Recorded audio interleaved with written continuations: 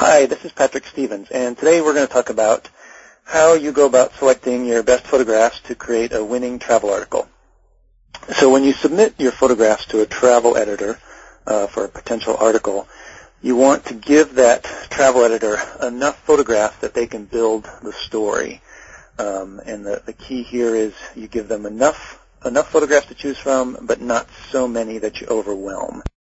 All of your photographs need to provide a very wide variety, but a very narrow scope. So if you're writing about Paris, all of your photos need to be about Paris, obviously, but you need to provide a wide variety of shots to choose from. And there's three things to remember that will help you do that. The first one is you want to provide both landscape and macro shots. So this first photograph here, this happens to be Pikes Peak in Colorado, obviously a nice landscape shot. Landscape shots do a very good job of giving you a feel for a place, but you don't really feel that intimate with it. Whereas macro shots tend to be they're far more specific, and they're not necessarily related to a specific place, but they do provide a much more intimate feel. So if you combine the macro with the landscape shots, you do a very good job of sort of drawing the person into that location. The second thing is you need to bring in people to bring the place to life. It's an easy thing to say, and it's probably the hardest thing that other travel photographers have to contend with, because people sometimes have a hard time taking photographs of people in the places that they visit. But it's critically important. So here we see a father and son walking down the street. It gives you a much better feel for the place than just seeing a row of buildings. The next shot shows some people sitting at a bar, but it gives you a much more intimate feeling. You feel like you could pull up into that empty chair and have a drink right next to them. And the third rule is to do a good use of color. So you want to, one of the best ways to make your whole article visually interesting is to find the pictures that pop out at you. They can still be black and white photographs, but you're looking for things that really make it pop. So here the red chairs at the counter sort of, they draw your eye in, but they also, it makes it look inviting, and you feel like you could sit down and then order dinner there. So now we'll go on and look at one of the articles that I did. This one happened to be on Mueller State Park, which is a park in the Rocky Mountains in Colorado. It's at about 11,000 feet. So clearly finding landscape shots is very easy for this type of article. The difficulty comes in finding ways to draw the reader in. So you don't want to submit 10 shots of beautiful landscapes. This first picture is a view of the Collegiate Mountains off in the distance. It's visually stunning, but if you see 5 of those together, it's going to be sort of a boring shot.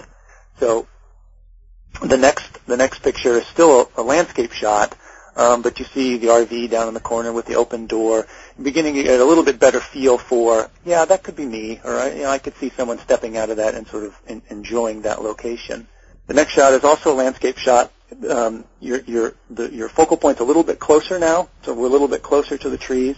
So you can see how you're beginning to feel like you could be standing in that field looking at those aspen trees.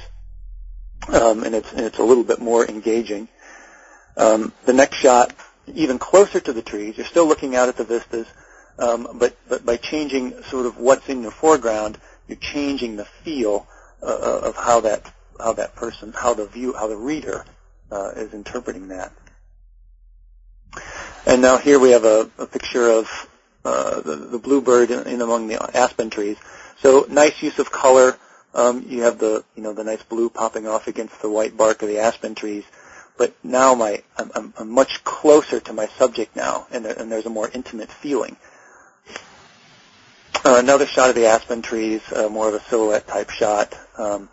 It providing multiple shots like that. A photo editor would probably never use both of those aspen shots, but you want to give the photo editor a few to choose from. Certainly aspen trees are an important part of any place in the Rocky Mountains, but you're not quite sure what angle the photo editor is going to go, so you want to provide that person with multiple options. And now people. So up until now, you had to sort of envision yourself behind the camera. Now you actually see people out there engaged in the park itself, and it's easier for the reader to visualize how they might be along for the ride there, or be along for the hike in that case. The next picture, another small child engaging in the activities in part of the nature center there. Again, it just shows some action and helps to draw the reader in. And now some macro shots. So this is a shot of some of the grasses that grow up at 11,000 feet. Now, macro shots can be anywhere. That grass doesn't necessarily need to be in the Rocky Mountains, but by layering that in with the other landscape shots, you give some nice texture to the overall story. And again, what you're trying to do is build the overall story. The next shot shows more grasses and blue sky. Again, it could be anywhere, but used in conjunction with the others, it can work in a very compelling way. So now we see the final version. So this was a two-page spread in a travel magazine, and here's the pictures that the photo editor ended up choosing. I'll give you a good rule of thumb. This particular article, they used 5 pictures. Typically, a 2-page spread in this magazine, they used 3 to 4 pictures. So a good rule of thumb is to provide the photo editor with 4 to 8 photos for every published shot.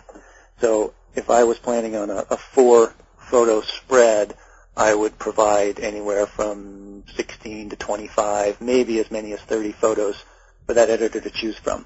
The whole idea is you want to give them enough so that they have a good choice from a wide variety of shots, but not so much that you overwhelm. You want to make their life easy. And if you give them 200 of your best shots, they're going to get very frustrated and not be so willing to work with you as time goes on. So the whole idea is to make that editor's job easy. So they chose 2 landscape shots in this case.